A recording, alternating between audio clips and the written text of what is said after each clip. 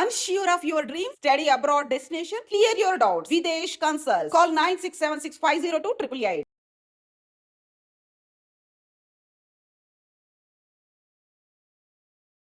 నమస్తే, welcome to I dream. పేద కుటుంబంలో పుట్టిన ప్రతి ఒక్కరికి కాలం పరీక్ష పెడతాయంటే ఏదో అనిపిస్తుంది. కానీ ఇప్పుడు నేను మీకు ఒక సంఘటన చూపించబోతున్నా.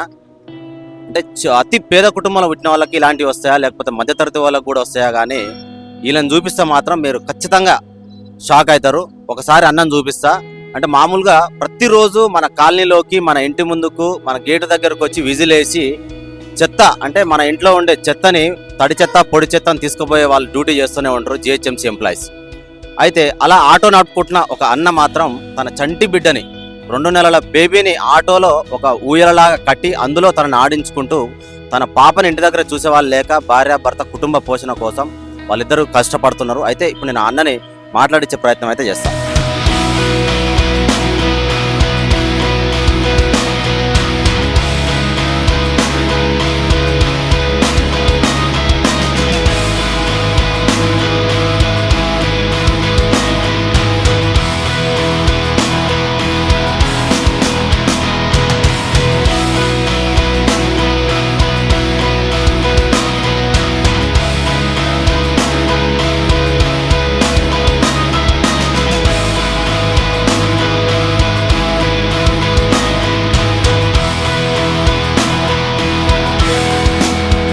నమస్తే అన్న.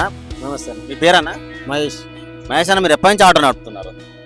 2010 నుంచి. 2010 నుంచి. అంటే ఈ జిహెచ్ఎంసీ ఆటో నడుపుతున్నారు, అంతకుముందు వేరే ఆటో నడుపుతున్నారు? 3 వీలర్ ఉండే మేము తెచ్చుకున్నాం. ఓకే. ఫస్ట్ రిక్షా బండి ఉండే, రిక్షా బండి కానీ 3 వీలర్, తర్వాత 4 వీలర్ తీసుకున్నాం. ఓకే. అయితే ఇప్పుడు మీరు ఇప్పుడు ఆటో లోపల ఈ ఊయల కట్టి ఆ పాపని మీతో పాటే జర్నీ చేపిస్తున్నారు కదా, ఎంత ఉంటుంది పాప వయసు? 2 నెలలు. 2 నెలలు. అంటే పాపని ఆటోలో కట్టి తీసుకుపోవాలనేది ఎందుకన్నా అంత రిస్క్ ఎందుకు చేస్తున్నారు మీరు? ఎందుకంటే ఇక మాకు ఇదే జీవనం ఉపాధి. ఇంటికాడ ఎవరు లేరు పట్టుకునే వాళ్ళు. ఇక మేము ఒక నెల 2 నెలల తర్వాత పిల్లల్ని ఇట్లా ఉయ్యాలు తీసుకుని వచ్చి పని చేసుకుంటూ ఉంటాం. ఇప్పుడు మీ ఇంటి దగ్గర చూసే వాళ్ళు ఎవరు లేరు అంటే మీ అమ్మ నాన్న ఎక్కడ ఉంటారు? ఉండరు, ఇక్కడ మీతో పాటు ఉంటారు? దాని పేరు మా అమ్మ అంటే. ఓకే. అంటే మీకు ఎంతమంది పిల్లలు? 5 మంది. 5 మంది. నీకు మా ఆడపిల్లలు ఎంతమంది, మగ పిల్లలు ఎంతమంది? 3 అమ్మాయిలు, 2 అబ్బాయిలు. ఎందుకన్నా? ఎందుకంటే ఈ రోజుల్లో ఒక్కరిని లేదా ఇద్దరిని చూసుకోవడమే చాలా ఇబ్బంది అవుతుంది. ఎందుకంటే ముఖ్యంగా పేద కుటుంబాలు పెట్టిన వాళ్ళకు చదివించుకోవాలి, పోషించాలని ఇబ్బంది అవుతుంది. మీరు ఎందుకు 5 పిల్లల వరకు ఉన్నారంటే ఏం చెప్తారు?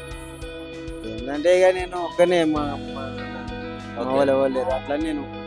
మీ అమ్మ నాన్నకు నువ్వు ఒక్కడవేనా? అక్క చెల్లెలు ఎవరు లేరు? మరి ఇంత ఎండలా రోజు తిరుగుతావు కదా అన్న, ఇబ్బంది కావట్లేదా? పాపకి ఏం ఆరోగ్య సమస్యలు రావట్లేదా? వస్తాయి. ఇక పని చేయాలంటే ఇక ఇంటికాడ ఉంటే కుదరదు కదా. ఇక ఒక 2 నెలలు, ఇప్పటికీ 2 నెలలు ఉండదు ఇంటికాడ. మరి మీరు మీ భార్యని ఇంటి దగ్గర ఉంచి పిల్లలకు తోడు ఉంచొచ్చు కదన్న. మరి మీతో పాటు మీ భార్యని పిల్లల్ని ఎందుకు ఇట్లా తిప్పుకుంటున్నారు మరి? ఒక్కంతో కాదు, ఓకే. ఇద్దరు ఉంటే తొందరగా అవుతుంది, పని కూడా ఈజీ అవుతుంది. ఒక్కరి వల్ల అయితే మనం దిగి వేసుకోవాలంటే చాలా ఇబ్బంది అవుతుంది, టైం చాలా అవుతుంది, మళ్ళీ కంప్లైంట్లు వస్తాయి. ఓకే. టైంకి రావట్లేదని కంప్లైంట్ వస్తాయి. అందుకే ఇద్దరు వస్తాం. మొత్తానికి ఎవరిని ఇబ్బంది పెట్టొద్దు, చెత్తేసే కస్టమర్లను కూడా ఇబ్బంది పెట్టొద్దు అని చెప్పేసి మీరు రిస్క్ అయినా పర్లేదు పిల్లల్ని తీసుకొని పోతున్నట్టు. అవును. పాప ఏమైనా ఈ ఎండకు ఇబ్బంది పెట్టడం చేస్తుంటుందా? ఎక్కువ ఏడవడము, ఎండ హీట్ ఏడుస్తుంటుంది. ఇంకైనా మేము ఆగి కొంచెం ఒక 2 నిమిషాలు ఆగి చూసుకొని వెళ్తాం. ఎలాంటి జాగ్రత్తలు తీసుకుంటారు అన్న మీరు? ఇప్పుడు పాప మీతో పాటే వస్తుంది, ఎండ హీట్ ఉంది అంటే తనకు ఇబ్బంది కలగకుండా కొంచెం కూల్గా ఉండేటట్టు ఎలాంటి ఏమన్నా తనకు ఫీడింగ్ పర్పస్ అని ఎట్లా చూస్తున్నారు మీరు? పాల డబ్బు ఉంటుంది, పాల డబ్బు పెడతాం. ఆటోలో ఏసీ ఉండదు, కంప్లీట్ గా ఎండ అయితే ఖచ్చితంగా తాకుతుంది. మీరు ఆటోలో ఉత్తగా కూర్చున్నా కూడా హీట్ అనేది ఖచ్చితంగా ఉంటది. ఇబ్బంది ఏం పెట్టట్లేదా పాప? పెడుతుంది, ఇంకా తప్పదు కదా, చేసుకోవాలి.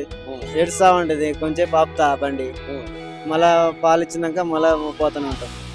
ఎన్ని రోజుల నుంచి మీరు పాపని, ఇప్పుడు 2 నెలలు అంటారు కదా అన్న, ఎన్ని రోజుల నుంచి మీరు ఆటోలో పాపని తీసుకెళ్తున్నారు? ఇట్లా ఇప్పుడు 10 డేస్ అయింది రాబట్టి. 10 డేస్ అవుతుంది. 10 డేస్ లో ఏం ఇబ్బంది పెట్టకుండా మంచిగా ఉందా? మంచిగా ఉంది. ఇంకా మొన్న జ్వరం వచ్చిండే, వాంతింగ్స్ అయింది. ఓకే.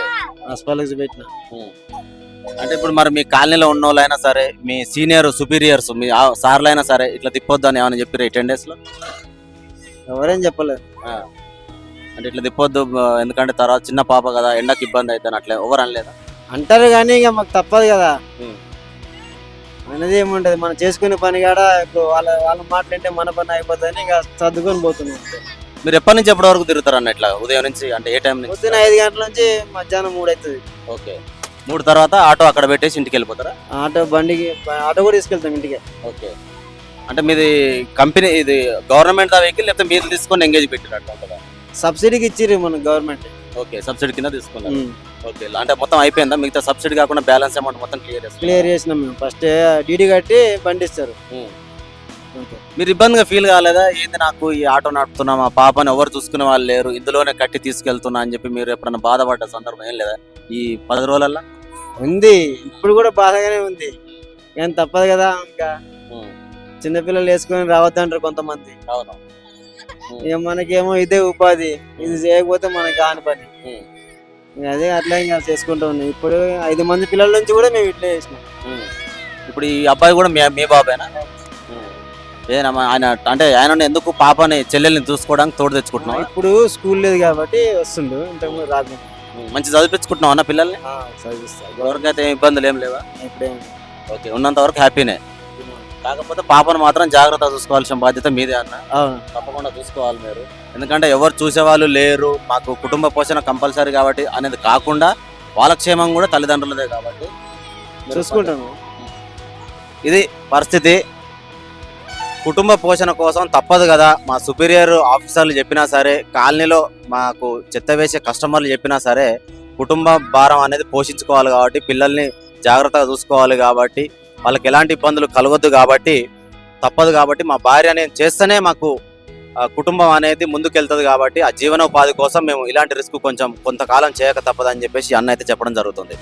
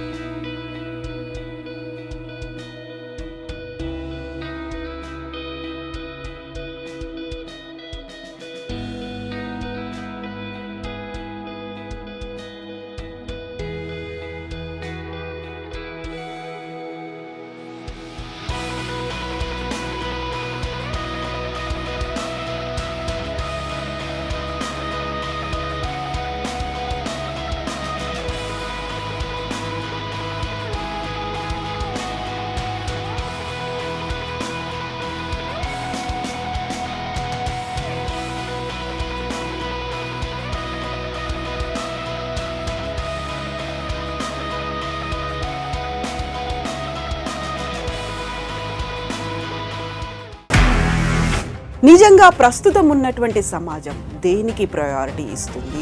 ఆర్థిక సంబంధాల చుట్టూ మాత్రమే తిరుగుతోంది. మళ్ళీ ఎన్నికలంగానే చాలా విరక్తి కలుగుతాను. మంచి అనిపిస్తుంది కదా, లేడీస్ కూడా ఛాలెంజింగ్ జాబ్స్ చేసినప్పుడు చాలా బాగుంటది. ట్రాఫిక్ అసిస్టెంట్స్ గా నియమించిన ట్రాన్స్జెండర్స్ అందరితో సాల్యూట్ చేయించుకుంటున్నారు. ఫుడ్ డెలివరీ ఇవ్వటానికి వెళ్ళినటువంటి డెలివరీ బాయ్ అనిల్ పై కళ్ళ ముందు